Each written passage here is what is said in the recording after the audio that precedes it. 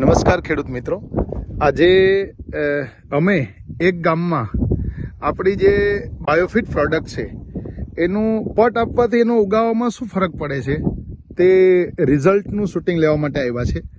અત્યારે ચોમાસું સિઝન છે તે ચાલુ થવાની તૈયારીમાં છે અને ચોમાસું સિઝનમાં દરેક લોકો વાવેતર કરવાના છે. તો વાવેતર કરતી વખતે ઘણી વખત 75% બિયારણ છે તે ફેલ જાય છે, ઉગાવો થતો નથી. તો એવા સમયે આપણી પાસે એક એવી પ્રોડક્ટ છે કે જેનાથી 95% ઉગાવો છે તે થાય છે. તો એ પ્રોડક્ટ જેણે વાપરી છે તે ખેડૂતની જ વિઝિટ લઈએ. તો ભાઈ, તમારું નામ શું? મારું નામ છે રમેશભાઈ નાગદનભાઈ કુવાડિયા. રમેશભાઈ, આ ગામ કયું? રોગડા, તાલુકો ગુધિયા.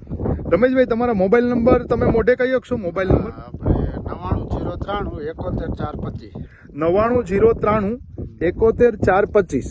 આ તમારો એડ્રેસ અને મોબાઈલ નંબર એટલા માટે લીધા કે કોઈને તમને આ દવાના રિઝલ્ટ વિશે પૂછવું હોય તો પૂછી શકે. હવે રમેશભાઈ, તમે જે આ મગફળીનું જે વાવેતર કર્યું છે તો આ મગફળીમાં તમે પટ આપેલો છે? પટ આપેલો છે. કઈ પ્રોડક્ટનો પટ આપેલો છે? હા, આ પ્રોડક્ટ છે જેનું નામ છે બાયોફિટ સ્ટેમરીચ. આનો પટ આપેલો છે, બરોબર. હવે તમારે આ જે વાવેતર કર્યું છે એમાં તમે આખા ખેતરમાં પટ આપેલો છે કે જ્યાં અમુક હાયરુમાં જ પટ આપેલો છે? 15 હાયરુમાં પટ આપેલો છે.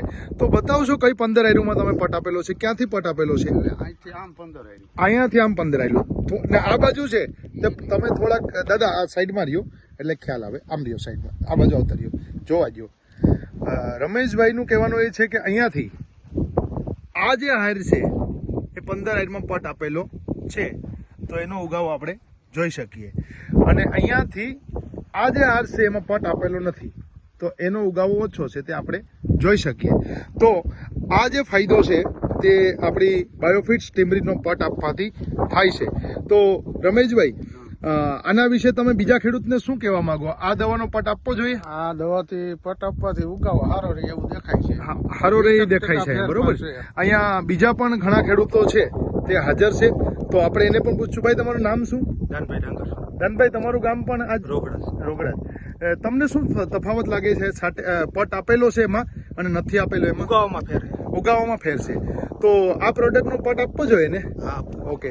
તો આ જે છે તે બાયોફિટ પ્રોડક્ટનું રિઝલ્ટ તે આપણી સામે છે. ઓકે, નમસ્કાર.